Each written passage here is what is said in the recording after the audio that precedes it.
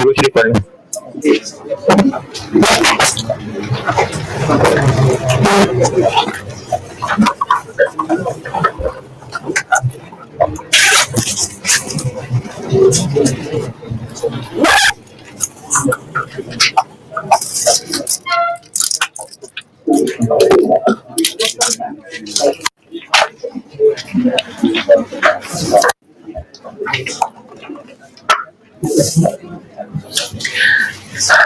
अच्छा, कल क्लास में मैंने परसों वाला होमवर्क सॉल्व किया था सामने।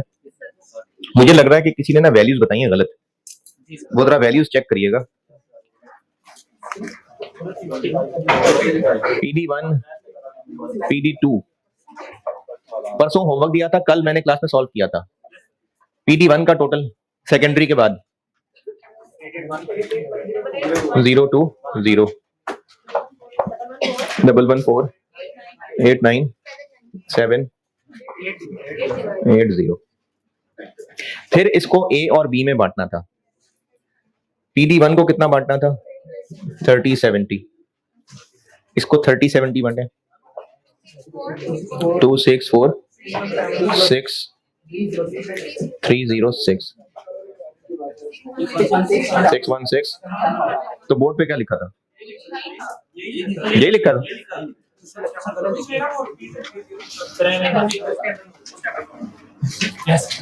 ये लिखा था मैंने। ठीक है, आपसे नोट करने में गलती हो गई होगी। ठीक है, कोई बात नहीं। कुछ नहीं कहा, भी कुछ नहीं। खैर है। नहीं तो भैया मैंने कहा गलत लिखवाई थी तो yes sir yes sir yes sir. और है एसी बंद करना है।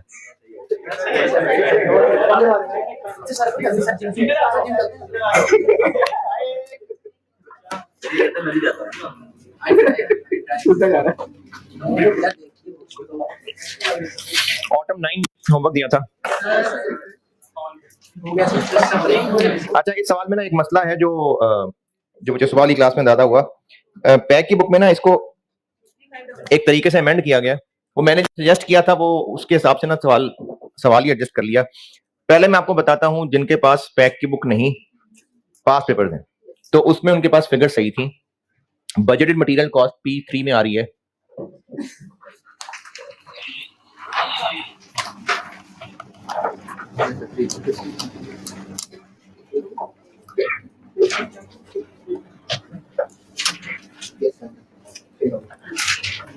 P3 में बजटेड मटेरियल कॉस्ट 3000 आ रही है, जबकि पैक की बुक में ही आ रही है 3566। तो मैं आपको 3566 की भी कहानी बताता हूं। चूंकि मैंने पैक की बुक में भी चेंज करवा दी थी और 75% कटवा दिया था और फिर अपना सोल्यूशन दिया था, तो इसलिए फिर आप पैक की बुक में भी ना इसकी जगह ये लिखें, इसके मुताबिक सोल्यूशन है मैंने किया हुआ। इसकी जगह 3 मिलियन करें। असल सवाल में 3 मिलियन था। फिर बताता हूं कि पैक की बुक में ऐसा क्यों किया था, बताता हूं। असल सवाल में 3 मिलियन था। बजटेड मटेरियल कॉस्ट असल सवाल में 3 मिलियन है। पैक की बुक में 3566 क्यों किया हुआ है उसकी मैं आपको बताता हूं रीजन। असल सवाल और जो मैंने जिस हिसाब से सोल्यूशन दिया है वो यही 3 मिलियन है। पहले इसकी बात कर रहा हूं, पहले इसको कर रहा हूं डिस्कस। है पुरानी में 3 है, नई में वो 3566 कर दिया हुआ है जी। नई में चेंज किया, वो बताता हूं क्यों चेंज किया है। बजटेड मटेरियल कॉस्ट जिनके सामने 3566 लिखा हुआ है वो उसको 3 कर लें, क्योंकि सोल्यूशन वो जो मैंने दिया है तो उसके मुताबिक ये 3 ही है, वो 3 के मुताबिक सॉल्व हुआ हुआ। तो पहले मैं इसके हिसाब से डिस्कस कर रहा हूं। पार्ट ए में ओवरहेड्स बांटने को कहा था, तो चूंकि एक्चुअल डाटा है तो यकीनन एक्चुअल वाले ही बांटने को कहा होगा। एक्चुअल ओवरहेड्स बांटने में रिपीटेड डिस्ट्रीब्यूशन मेथड लगा के कोई मुश्किल परेशानी पार्ट ए में किसी को है तो बताएं जी। बिल्कुल सही है। ये कैसे पता चला कि पार्ट ए में एक्चुअल करना है कि बजटेड करना है? सवाल में पीरियड गुजर गया और ओवरहेड्स एक्चुअल वाले बता दिए। ये सवाल ना चूंकि उसने पार्ट ए और पार्ट बी दोनों बना के पूछे में, तो आप पार्ट ए में ही बेशक दोनों बांट के दिखा दें। पार्ट ए में आप दोनों बांट लें, पार्ट बी की वर्किंग में फिर नहीं बांटना पड़ेगा, या फिर पार्ट ए में सिर्फ एक्चुअल बांट लें और पार्ट बी में जब OAR की वर्किंग कर रहे होंगे तो वहां बजटेड बन जाएंगे। तो इसलिए बंटने तो नैनी केस दोनों ही है। अब उसको ए और बी में करना है तो इस पे कुछ टच ही नहीं होगा एग्जामिनर, दोनों नजर आएंगे सोल्यूशन में तो दोनों के नंबर देगा। तो फिर बी पार्ट ना होता ना तो फिर डाटा भी इस तरह का ना होता और वो ये रिक्वायरमेंट में सिर्फ ओवरहेड बांटने को भी ना कहता। उसने OAR करवाना था, अंडर ओवर अप्लाइड निकालना था, इसलिए इस तरह का डाटा दिया है, वरना वो इस तरह का डाटा भी ना देता। वही तो अर्ज कर रहा हूं कि आप पार्ट ए में जैसे मैंने एक्चुअल बांटे चाहे उतने बांट दें, फिर भी पार्ट बी की वर्किंग में OAR निकालने के लिए तो बांटने ही पड़ेंगे ना बजटेड भी।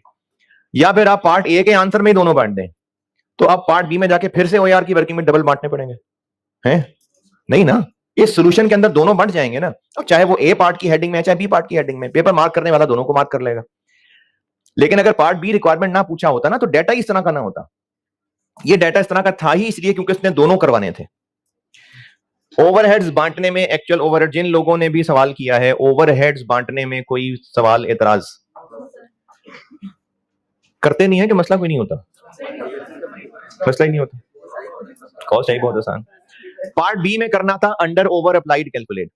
अच्छा, अंडर ओवर अप्लाइड किसका कैलकुलेट करना था ये बताया? कौन से डिपार्टमेंट्स का? रिक्वायरमेंट में क्या लिखा हुआ? बस डिपार्टमेंट्स का कहा है उसने, पीडीज तो नहीं कहा। तो एसडीज के भी अंडर ओवर अप्लाइड हो सकते हैं। जब OAR है ही सिर्फ पीडीज का तो फिर अप्लाइड भी पीडीज के हैं, और जब अप्लाइड ही पीडीज के हैं तो फिर अंडर ओवर अप्लाइड भी सिर्फ पीडीज के हैं। तो इसलिए सिर्फ पीडीज के अंडर ओवर अप्लाइड निकालने थे। OAR कैलकुलेट करने में किसी को मुश्किल परेशानी? अंडर ओवर अप्लाइड जी आप बताइए, वर्किंग में वन में देखें क्या मसला है। जी जी बिल्कुल जी, हाँ तो मैंने भी यही किया हुआ है। तो 0.8911 तो 89.11% हुई ना। ये जो आखिरी 3 बेसिस हैं उनका आंसर हम परसेंटेज में निकालते हैं। OAR की कैलकुलेशन अंडर ओवर अप्लाइड निकालने में कोई मसला? कोई मसला इस सवाल में?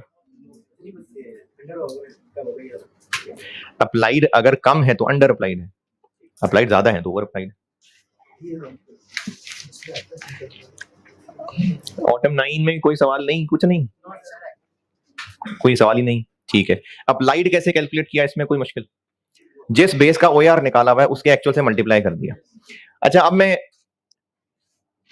जो बता रहा हूं ना वो सवाल हो गया खत्म, बस ऐसे ही एक दो बातें बता रहा हूं ऐसे ही, और फिर आखिर में एक नसीहत बताऊंगा कि आपने करना क्या है। सवाल हो गया सॉल्व, खत्म। अब मैं सवाल के बारे में, ICAP के सवाल का क्या मसला था, पैक की बुक में इसको चेंज क्यों किया, ऐसी बस एक हिस्ट्री बता रहा हूं, एम बस। और फिर उस हिस्ट्री को बताने के बाद आखिरी एडवाइस कि आपने क्या करना है ऐसे हालात में। पहले बताता हूं ICAP के सवाल में गलती क्या थी। ICAP के सवाल में गलती ये थी, जो मुझे अंदाजा हो रहा है कि गलती हुई होगी, वो गलती ये थी कि एग्जामिनर ने सोचा कि मैं ना 2 OAR निकलवा लेता हूं और तीसरे OAR दे देता हूं सवाल में। तो उसने अपनी तरफ से जो 75% है ना ये OAR दिया हुआ था, जो मैंने कटवाया है ना, मैंने आपका ये 75% का था काट दें और OAR खुद निकालें। असल सवाल में लिखा हुआ था 75%। तो सवाल वाले ने किया ये था कि PD1 और PD2 इनका OAR उसने स्टूडेंट्स पे छोड़ा था और PD3 का OAR खुद दे दिया था।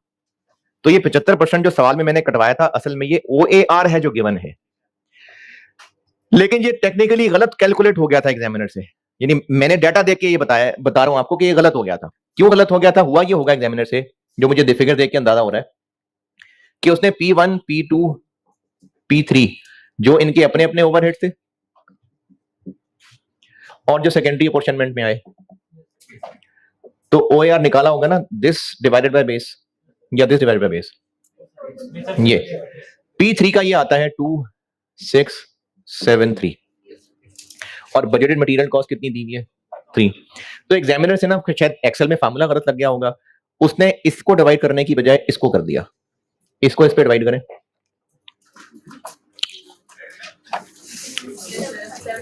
75%।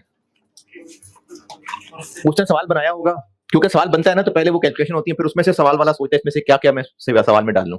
उसने ऐसी कैलकुलेशंस की होंगी इसका फार्मूला गलत लग गया होगा और इसका आंसर आ गया होगा 75%, और ये उसने सवाल में दे दिया, बाकी कहा स्टूडेंट खुद कैलकुलेट करते रहे। ये इस तरह 75% सवाल में दिया हुआ है। अब मैंने फिर ये किया था, मतलब मैंने अपने स्टूडेंट के लिए किया कि चलो सवाल में हो गई गलती, लेकिन बहरहाल एक प्रैक्टिस क्वेश्चन है, तो मैंने फिर स्टूडेंट्स को ये कटवा दिया और कहा ये भी निकालो यार, ताकि एक प्रॉपर प्रैक्टिस क्वेश्चन तो हो ना। इसलिए मैंने 75% कटवाया था, ताकि एक डाटा है उसको हम प्रैक्टिस में यूज कर लें।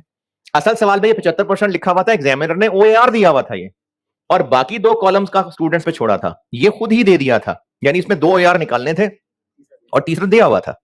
असल सवाल में ऐसे था, लेकिन चूंकि मुझे, मतलब मैं आपके आपके टीचर की बात कर रहा हूं, मुझे अपने स्टूडेंट्स के लिए लगा कि ये चूंकि गलत की हुई है, तो क्यों ना इसको प्रैक्टिस क्वेश्चन बना दें और ये चीज काट के खुद तीसरा OAR निकालें, इसलिए मैंने कटवाया था और फिर अकॉर्डिंगली सोल्यूशन दिया था।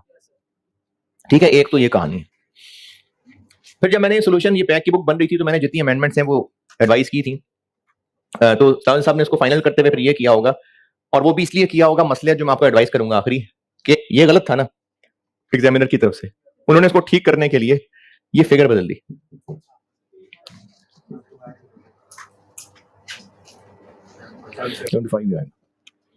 तो उन्होंने कहा चलो सवाल को ठीक कर देते हैं, इसलिए पैक की बुक में अब ये चेंज किया गया, ताकि जो OAR निकले वो सही निकले, वो गलत वाला ना हो। ठीक है, अच्छा, अब ये सारी कहानी जिसके ऊपर से कहीं जाने दें, फाइनल एडवाइस क्या है, पेपर में बैठ के सवालों में टेक्निकल गलतियां नहीं ढूंढनी, जो सवाल में दिया है उसको फॉलो करना बस। ये तो मैंने आपको बता दिया गहराई करके कि इसमें गलती थी, सवाल में आपने टेक्निकल गलतियां नहीं निकालनी बैठ के, बस जो जैसा सवाल में कहा है वो यूज करना है। अब आप इस सवाल को ऑफिशियली सॉल्व करते तो तीसरा OAR दिया हुआ है। ठीक है जी, अच्छा 2 सवाल और कर लेते हैं, हो जाएंगे। स्प्रिंग 2021, स्प्रिंग 2021,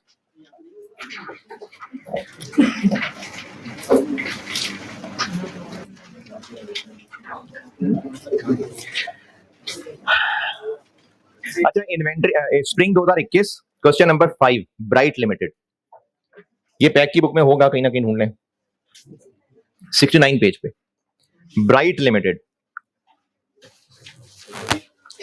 स्प्रिंग यानी मार्च 2021, क्वेश्चन नंबर 5, ब्राइट लिमिटेड, पढ़ लीजिए, मैं करता हूं बोर्ड पे।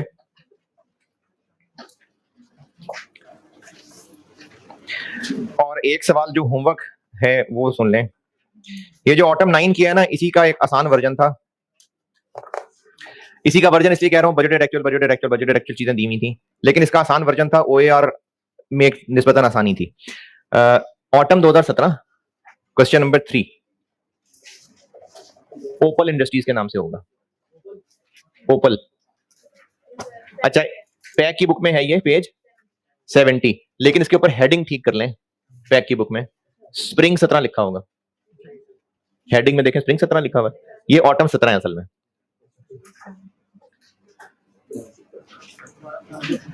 होमवर्क का क्वेश्चन बता रहा हूं, जिनके पास पैक की बुक है उसमें पेज 69 पे क्लास वर्क या प्रैक्टिस क्वेश्चन क्या है, प्रैक्टिस क्वेश्चन 3, पेज 69, 70, पेज 70, लेकिन इसकी हेडिंग में जो इसकी अटेम्प्ट का रेफरेंस दिया ना स्प्रिंग 17, वो असल में ऑटम 17 है।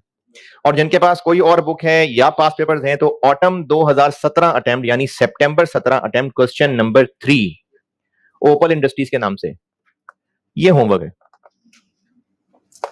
होमवर्क किया करें यार, वैसे तो परसों तरसों रिजल्ट पता लग ही जाएगा कि आगे कंटिन्यू करना है कि नहीं करना,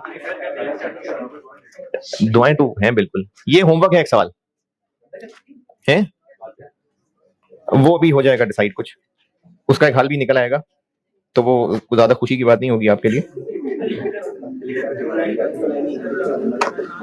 है जी। हाँ, इसी का कोई हल निकालूंगा।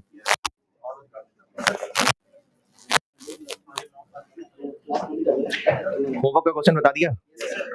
अच्छा, अभी जो क्लास में पढ़ना करना है वो भी बता दिया, तो पढ़ें। स्प्रिंग 2021 क्वेश्चन नंबर 5 पढ़ लें, मैं करता हूं बोर्ड पे।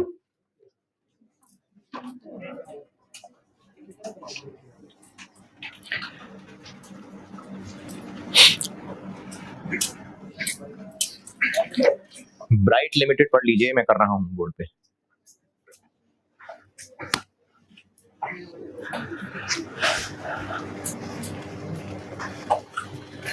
वैसे तो ये भी होमवर्क वाला क्वेश्चन ही है, लेकिन करते करते लोग नहीं है, इसलिए मैं बोर्ड पे कर रहा हूँ,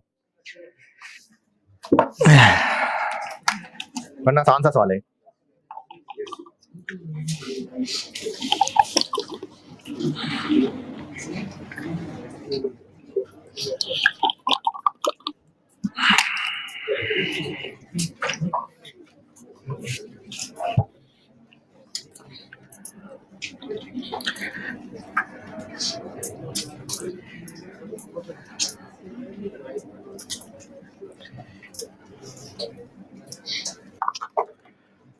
हाँ जी, ब्राइट लिमिटेड के दो प्रोडक्ट्स हैं, शाइन और ग्लो, दो पीडीज हैं ए और बी, और दो एसडीज हैं एक्स और वाई, और उसके बाद दिसंबर का डाटा दिया हुआ है नीचे टेबल में। तो ये एक्चुअल डाटा है कि बजटेड है? जी बिल्कुल, ये जो below is a summary of indirect cost incurred by BL for manufacture of इतने इतने ड्यूरिंग द ईयर एंडेड, तो ये एक्चुअल डाटा है।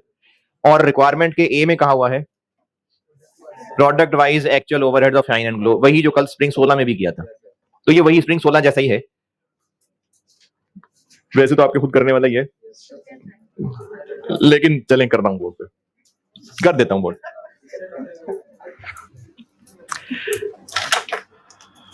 तो दो पीडीज हैं, दो एसडीज हैं, लेकिन अल्टीमेटली पूछा प्रोडक्ट्स का हुआ है, तो कैसे करें फिर? पहले पीडीज और फिर पीडीज को आगे दोनों प्रोडक्ट्स में। क्वेश्चन 5 स्प्रिंग 21 पार्ट ए।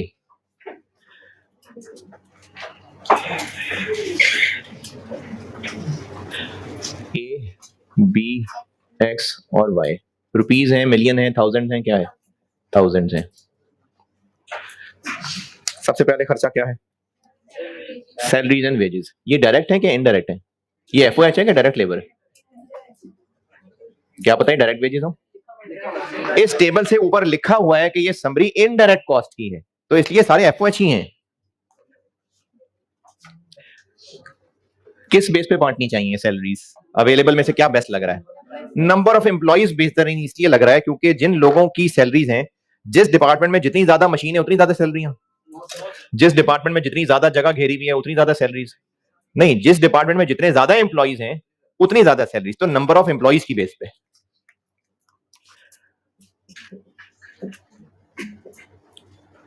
टोटल कितनी है? 115। नंबर ऑफ एम्प्लॉइज में बांटिए,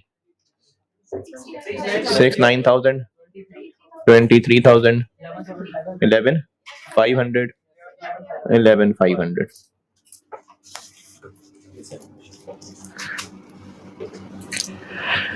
मशीनरी की डेप्रिसिएशन अवेलेबल में से बेस्ट आपको मशीनरी की कॉस्ट दी हुई है।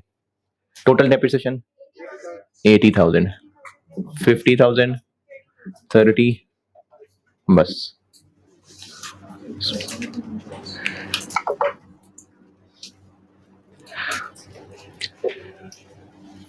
जो खर्चा भी बिल्डिंग का होता है ना, तो बिल्डिंग का डिपार्टमेंट से क्या कनेक्शन बनेगा?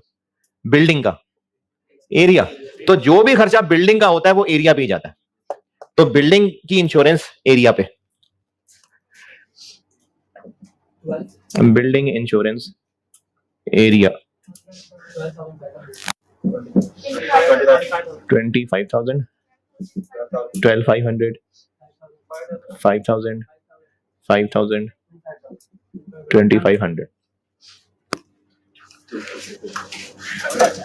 कोई बात नहीं, कोई बात नहीं। इलेक्ट्रिसिटी फ्लोर एरिया, अच्छा ये इलेक्ट्रिसिटी वो मशीनों वाली बिजली नहीं है, यही वजह है कि आपको ना ही किलोवाट आवर्स दिए हुए और ना ही मशीन आवर्स दिए हुए, ये है ही पंखे लाइटों वाली बिजली। मशीनों की एनर्जी फ्यूल या पावर का वर्ड होता है। तो इलेक्ट्रिसिटी को बांट लेते हैं, फ्लोर एरिया 60,000 टोटल है ना, 30 12 12 6,000 और बस 8 और 2 10 number. 161 500 70,000 28 500 20,000।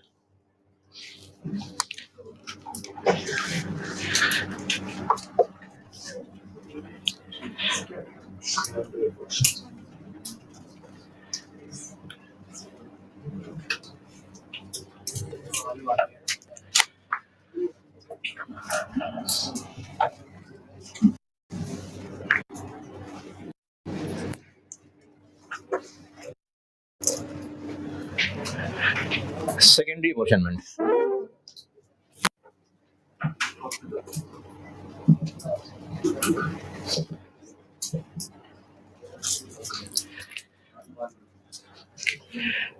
One way two way? One way. तो इसलिए पहले किसको बांटें? y को। कितना कितना बांटना है? 75 15 10। तो y में है 20, यहां से 20 निकाल देंगे, यहां आ जाएगा 2 3 15। और अब बांटेंगे x को, कितना? 80 20। तो x में आ गया हुआ है अब 30 500 24 400 6 100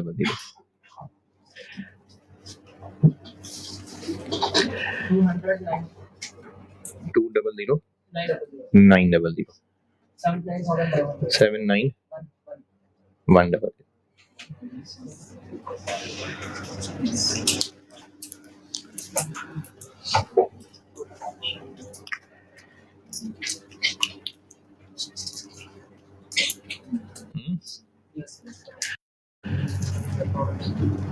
अब आगे चलिए, यहां तक पहुंचे फिर बांटते हैं प्रोडक्ट्स में।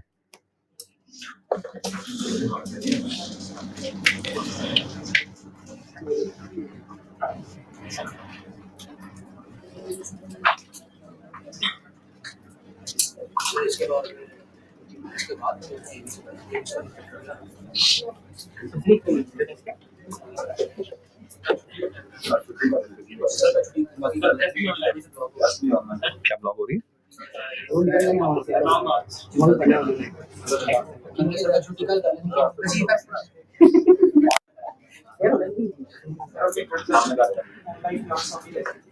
करते हैं बाद में, करते हैं।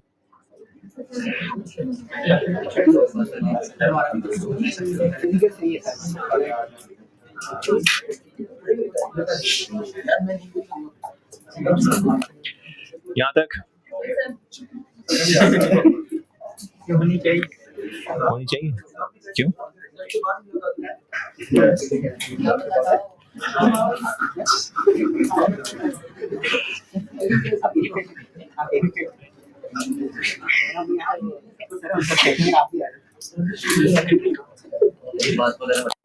बैट घुमा लेते हैं।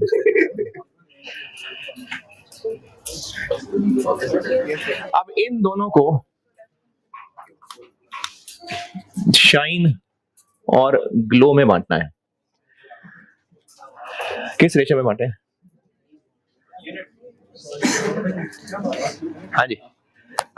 अब इस 200 900 को और इस 79100 को दोनों प्रोडक्ट्स में किस रेशो में बांटें? देखिए, पीडीज का प्रोडक्ट के साथ कोई ना कोई लिंक बताया होना चाहिए था। कोई लिंक बताएं जिसकी रेशो में बांटें। कोई लिंक नहीं बताया। हाँ जी। तो इस वक्त अवेलेबल प्रोडक्ट की डिटेल है ही सिर्फ एक चीज, यूनिट्स। तो यूनिट्स की रेशो में बांट सकते हैं और कोई हल नहीं है। तो यूनिट्स की रेशो में बांट देंगे। यूनिट्स कितने कितने? 1 लाख और 60,000। तो बस इसी रेशो में बांट देंगे।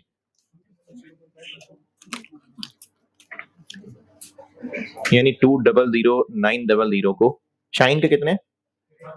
1 लाख और दूसरे के 60। अच्छा, ये ना सिर्फ एक रेशियो है। ये मैं इसको 1 और 16 भी, 10 और 16 भी कर सकता हूं। ये रुपीज इन थाउजेंड नहीं हो रहे हैं, ये है अमाउंट, ये जस्ट एक रेशियो है। मैं इसको 1 लाख और 1,60,000 लिखूं, या 100 और 160 लिखूं, या 1 और 1.6 लिखूं, ये रेशियो है बस एक। ये अमाउंट है जिसको मैं रेशियो में बांट रहा हूं। कितना कितना बना? 1,2,5,5,6,3, इधर 2,9,6,6,3, बस। और 7,5,3,3,7 और डिपार्टमेंट बी को इसी रेशो में।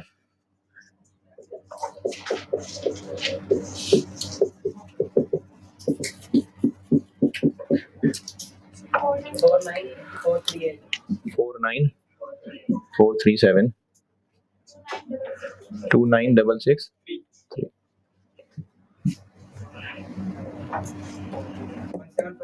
1,7,5,0,0,0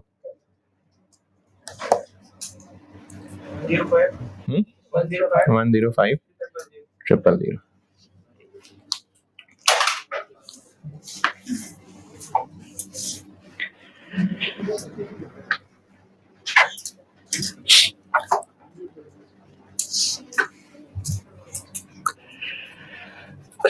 इन पीडीएस को प्रोडक्ट्स में यूनिट्स की रेशियो में बांटना है, इस पे कोई एतराज और हल नहीं है। यूनिट्स के बारे में और है ही कोई नहीं इंफॉर्मेशन, इसलिए यूनिट्स की रेशियो में बांटा। पार्ट ए में क्या पूछा था? यही पूछा था। पार्ट बी में क्या पूछा है? प्रोडक्ट वाइज अंडर और ओवर अप्लाइड।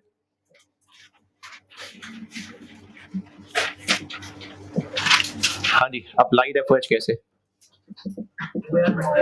OAR दिया हुआ है, OAR दिया हुआ है एंड पे। कितना? शाइन का कितना? 1,800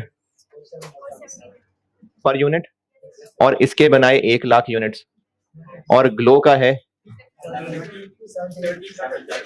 1,700 और इसके बनाए 60,000, तो इसके अप्लाइड बन गए 180,000।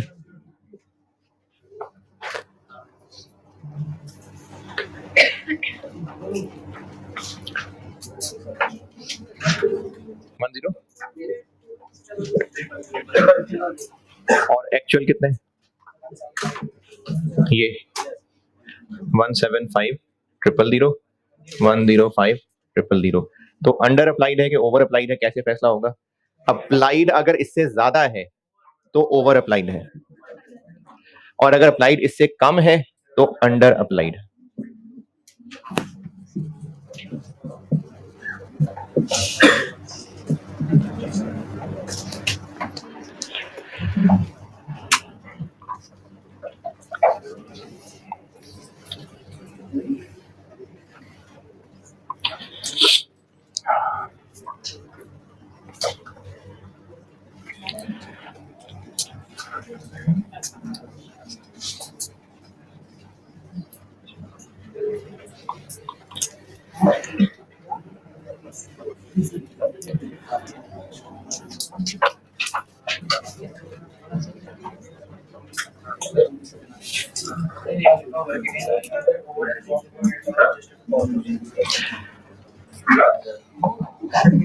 जी जी बोले।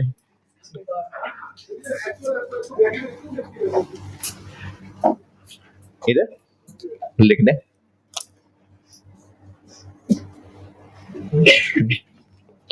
अब बोलिए। अच्छा, सवाल में रिक्वायरमेंट बी में बस अंडर ओवर अप्लाइड कैलकुलेट करने को कहा था कि एंट्री करने को कहा था? वो वैसे ही लिख दिया कि कॉस्ट ऑफ सेल को चार्ज होते हैं। एंट्री मांगी होती तो ये बात काम की होती, एंट्री नहीं मांगी तो वो काम की बात नहीं है कि over absorb cost of sale को चार्ज होते हैं। वो एंट्रीज में बताऊंगा। Spring case. अच्छा, इस सवाल का भी ऐसी बस एक लतीफा, ऐसी नॉलेज के लिए करना आपने पेपर में फॉलो। ये इस सवाल का एक टेक्निकल लतीफा बताता हूं। सवाल में दिए हुए टोटल ओवरहेड्स कितने हैं? 280,000 टोटल किया हुआ है। 280,000 को यूनिट्स की रेशियो में बांटना है। 280,000 को यूनिट्स की रेशियो में बांटना है। 175 और ये क्या हुआ? हाँ जी है। देखिए इसका मतलब 8 नंबर में ये सब एमी टाइम ही किया है, बस 280,000 को ऐसे बांट देते तो ये आना था। ये ना सवाल बनाने वाले ने ध्यान नहीं किया होगा कि वो यूनिट्स की रेशियो करवा रहा है, आपने करना फ्लो में ही है, आपने ऐसे ही करना है। ये सेम क्यों आ गया वो बता रहा हूं, क्योंकि पीडी ए पीडी बी दोनों सेम चीज की रेशियो में बांटे हैं। जब दोनों सेम की रेशियो में बांटे हैं तो इसका मतलब हमने दोनों को मिला के एक ही रेशियो में बांटा। तो अगर दोनों को मिलाया है तो वो दोनों यही तो हैं, क्योंकि एसडीज भी तो पीडीज में ही बांट दिए थे। तो इसलिए ये टेक्निकली सवाल बेकार हो गया, लेकिन बहरहाल आपने इसको फॉलो ही करना, आपने प्रोसीजर ही फॉलो करना है, सवाल के ऊपर कमेंट नहीं करना। ये सेम सेम इसलिए आ गया क्योंकि ये दोनों के दोनों यूनिट्स की रेशियो में बांटे हुए, इसलिए सेम आ गया। कुछ नहीं कहा मैंने, ऊपर से जाने दें। इस सवाल में आप बताइए, कुछ पूछना है तो नीचे वाले क्लास में बताएं बेटा, कोई नोट करने में मसला है तो कैमरा उस तरफ रखें, उधर कर दें वैसे वो लेफ्ट वाले पे।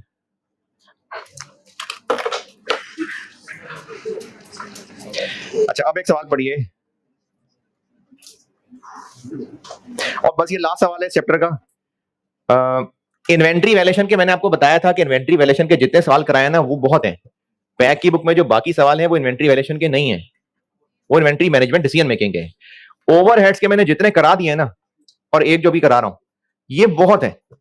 इसके अलावा अगर किसी को किसी किताब में ओवरहेड्स के और सवाल मिले तो मुझे वो पहले दिखा लेना करने से पहले, अदरवाइज जितने मैं आपको कॉस्ट में क्लास वर्क और होमवर्क कराऊंगा इतने भी नहीं पूरे होने फरवरी में जाके आपसे। तो इसलिए क्लास वर्क और होमवर्क जितने करा रहा हूं यही कर लें, बहुत है। क्योंकि वो कुछ बच्चे मैसेज करके पूछ रहे थे सर और सवाल बताएं, और सवाल बताएं। तो इन्वेंट्री वैल्यूएशन के तो है ही नहीं, सारे कर लिए हमने। ओवरहेड्स के भी तकरीबन सारे ही कर लिए हुए हैं, क्योंकि बहुत पुराने रहते हो तो रहते हो, अदरवाइज सारे करा दिए आपको।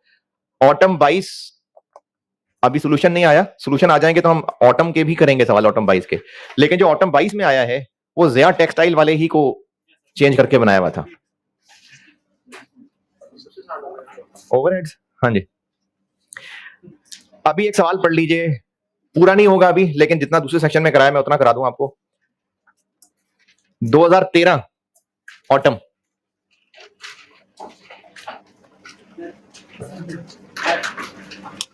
ऑटम 2013, क्वेश्चन नंबर 7, जायका लिमिटेड।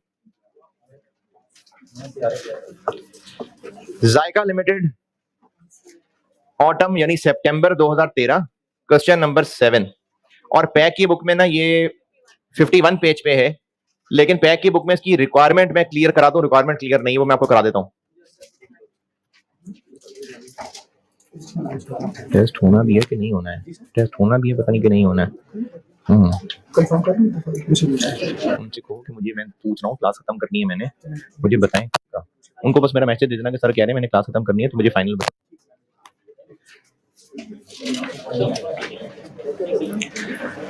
सितंबर 2013 अटेम्प्ट, क्वेश्चन नंबर 7, जायका लिमिटेड, पढ़ लीजिए।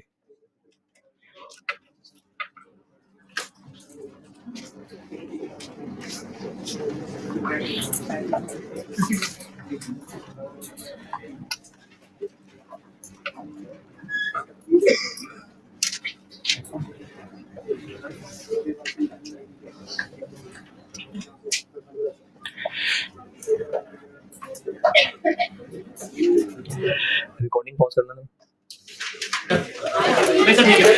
अच्छा ये जो ऑनलाइन वाले बच्चों को लग रहा होगा कि कोई क्लास लेक्चर कट गया है, तो वो नहीं, फिजिकल क्लास की एक बात कर रहा था कि मैंने कैमरा रोका हुआ था, कोई कटिंग नहीं हुई, लेक्चर मैंने वही रोक दिया। जो सवाल कराना था वो मैं अगली क्लास में करा दूंगा।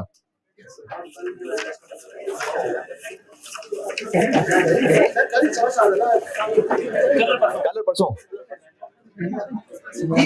ये कल और परसों का कहा है मैंने, क्या जी? नहीं, डिसीजन तो आज हो जाएगा ना, मतलब अगर ऑफ का डिसीजन हो गया तो फिर ऑफ है ना, फिर ये थोड़ी कि रास्ते खुले हैं चलो आज बच्चों आज क्लास करते हैं, ऐसे नहीं ना। क्या ये कैवेलरी से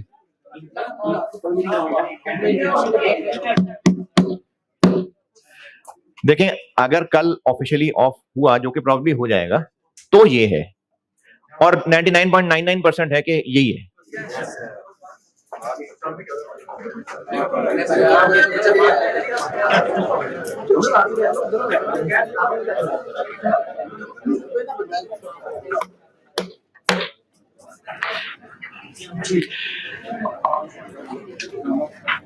कभी अम्मा अब्बा ने को काम कहा है करने को?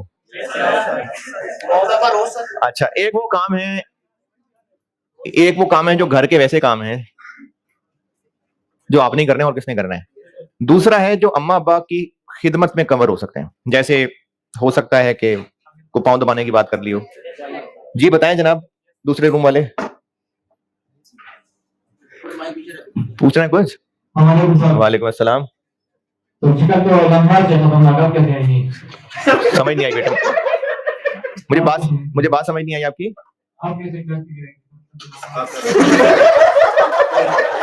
आ जाऊंगा इंशाल्लाह, आ जाऊंगा इंशाल्लाह।